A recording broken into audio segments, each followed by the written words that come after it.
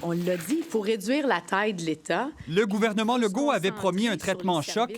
Il annonce aujourd'hui vouloir supprimer 5 000 postes dans la fonction publique d'ici 2 ans. Déjà, 2 000 d'entre eux ont été coupés. Il n'y a pas de tronçonneuse, il n'y a pas de coupe paramétrique, c'est pas ça. La cible fixée par la présidente du Conseil du Trésor concerne tous les ministères et organismes gouvernementaux comme la CEPAC et la Sûreté du Québec. Les entreprises de l'État, dont Hydro-Québec et la SAQ, sont exclues.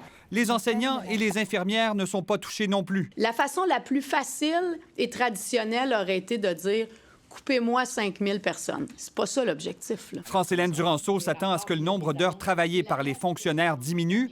Depuis l'arrivée au pouvoir de la coalition Avenir Québec en 2018, il a plutôt augmenté pour passer d'environ 68 000 à plus de 80 000. C'est sûr que je trouve ça triste pour ceux qui vont perdre leur emploi. Pour atteindre son objectif, Québec demandera par exemple aux employés qu'ils souhaitent de travailler 32 heures par semaine au lieu de 35.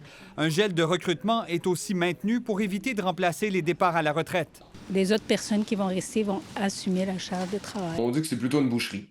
Parce qu'une approche chirurgicale aurait demandé une analyse plus fine. Mme Duranceau a beau dire que les services à la population ne seront pas touchés, c'est complètement faux.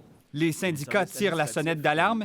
Ils craignent des compressions qui auront des conséquences pour les citoyens. L'erreur à la base, c'est que ce gouvernement-là a engagé sans réfléchir. Ce que le Parti conservateur du Québec propose, c'est une coupe de 20 000 postes dans la fonction publique québécoise.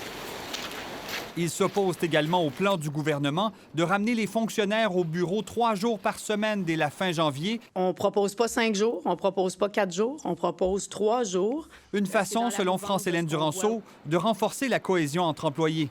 Avec ces mesures, la présidente du Conseil du Trésor croit pouvoir économiser plus de 375 millions de dollars dans le budget de l'État.